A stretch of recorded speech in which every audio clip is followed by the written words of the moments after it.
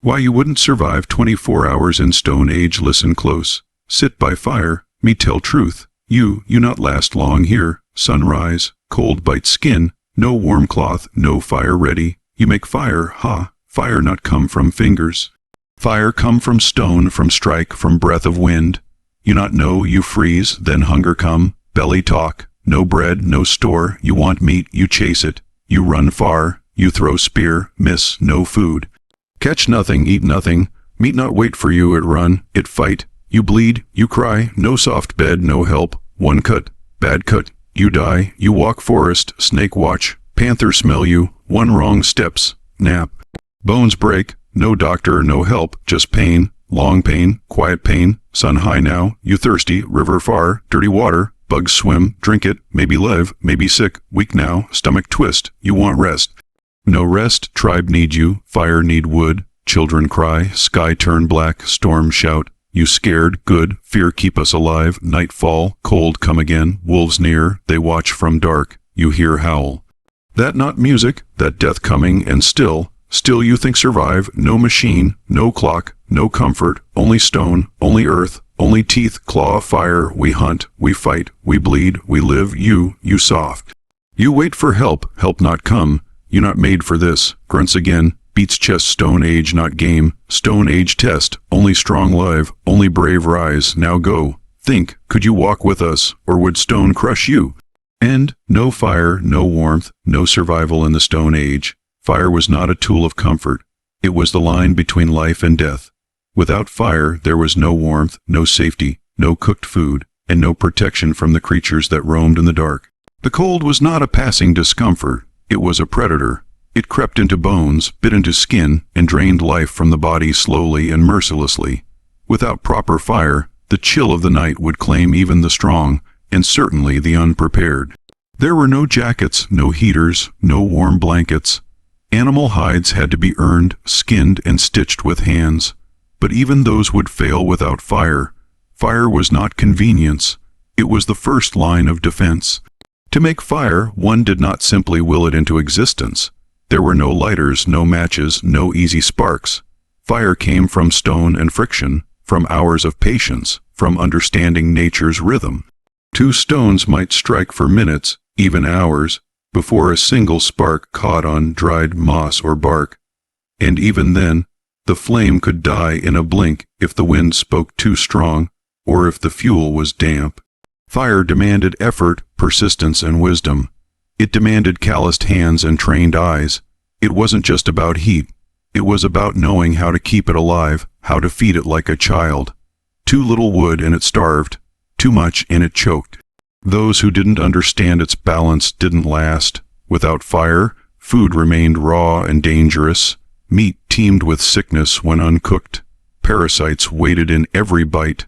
Without fire, man was not a hunter.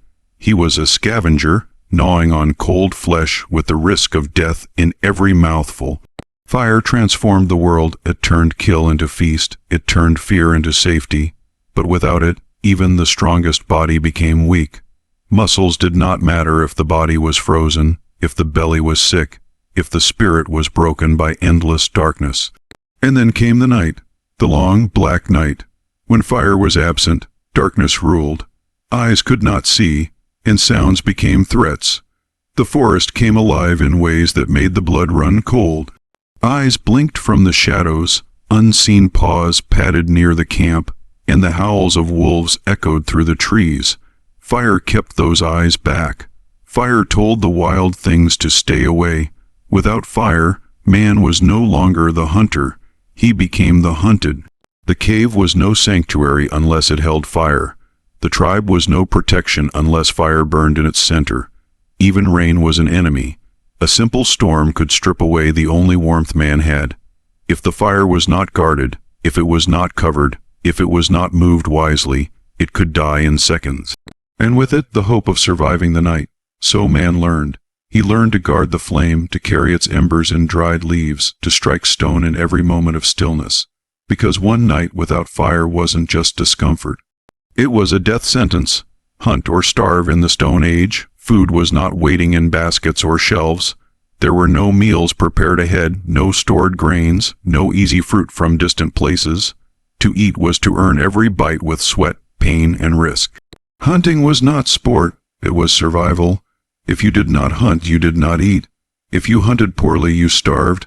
The world did not care about hunger. It simply watched and waited to see who would fight for their next meal. Hunting meant waking before the sun and tracking prey across miles of stone, mud, and forest. The ground told stories, footprints, broken leaves, scat. And if you could not read those stories, you found nothing. Animals did not wait. They ran, they hid, they listened to the wind. They smelled danger before it came, and the hunter had to be silent, still, and patient. There was no gun, no long-range weapon, only spears made of wood and stone, thrown by hand, sometimes missed, sometimes broke. One mistake meant no food. One missed throw could cost a tribe its meal. Even gathering plants was a risk. Some berries killed, some roots poisoned. You had to know the land, know which leaves healed, and which ones burned your insides. Every piece of food was a lesson passed down, and forgetting one could end your life. Hunger pushed people forward, made them brave, but it also made them careless. Many paid with their lives for a wrong guess or a bite too soon. Fishing was another way, but not easy. No poles, no nets like today. Just sharpened sticks carved by hand. Stand in cold rivers waist. Deep, unmoving, waiting for the flash of silver. Missed the strike, and the fish was gone. Hands froze, feet numbed, but the hunger kept you there. It whispered in the stomach and clouded the mind. When a hunt was successful, the kill was sacred. Every part of the animal mattered. Meat fed the body. Bones made tools. Hide gave warmth. Waste was weakness. Nothing could be thrown away. It took the whole tribe to bring down a beast, and even more to carry it home, and that was only when the hunt went well. Often it didn't. Often, hunters returned with empty hands and hollow eyes. The young cried, the old prayed, the hungry waited for the next chance, unsure if it would come. Injury equals death in the Stone Age. One wrong move could end everything. A fall from a rock, a cut from sharp stone, a bite from a creature. Each one could become a death sentence. There were no bandages, no medicine, no hospitals. A simple wound could grow worse with each hour, turning red, swelling, burning with fever. Infection was a silent killer. The body grew weak, the mind clouded, and there was no cure except time and luck. Many did not have enough of either. Bones broke easily in the wild. Slippery stones, wild terrain, and the constant need to climb, run, or fight made injury common. But there were no crutches, no splints crafted by trained hands. If you couldn't walk, you were carried. If you were lucky. If not, you were left behind. The tribe had to move to hunt to survive. One person's injury could not stop the flow of life. And sometimes, helping the wounded meant risking more lives. Survival came first. Wild animals didn't wait for healing. If you were bleeding, they could smell it. If you were limping, they could hear it. The weak became prey, and predators circled. Wolves followed. Big cats watched from the trees. Even smaller creatures sensed when man was vulnerable. There was also no rest. An injured person couldn't hide forever. Fire still needed tending. Food still needed gathering. Every hand counted. If you couldn't contribute, you became a burden. The cold didn't pause for healing. The rain didn't stop falling, and pain didn't listen to prayer. The smallest things became threats. A thorn, a blister, a twisted ankle. There was no safety net. The body had to be strong. The spirit had to be stronger. If one failed, the other followed. Only those who endured could keep walking. Only those who could walk could live. Fear is protection. Fear was not weakness in the Stone Age.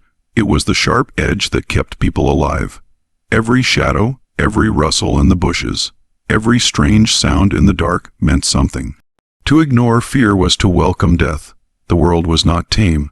It was wild, angry, and unforgiving. Fear taught the eyes to watch, the ears to listen, the hands to grip tight.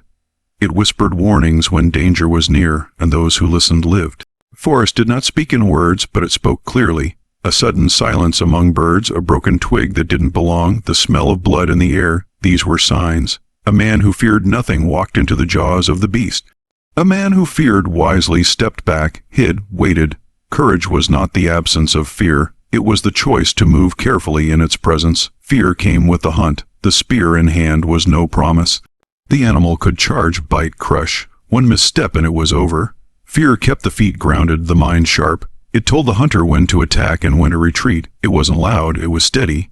It didn't scream. It hummed under the skin like the wind before the storm. At night, fear grew stronger. Darkness made the world smaller. The fire cast dancing shadows on cave walls, but it could not reach the woods beyond. Eyes shone in the black, and not all belonged to prey. Fear taught people to sleep lightly, to take turns watching, to never let the fire die. It was a silent companion beside every bed of straw and stone. Even among the tribe, fear had a place. One wrong word, one mistake in hunting, one selfish act could bring conflict. The tribe was survival. To be cast out meant death. So fear shaped behavior, kept order, reminded everyone of the balance. Respect was born from fear, not of cruelty, but of consequence. Fear of hunger, fear of cold, fear of the unknown. It pressed down like a hand on the shoulder. It did not paralyze, it prepared, it sharpened the senses, it told the body to run, to fight, or to hide.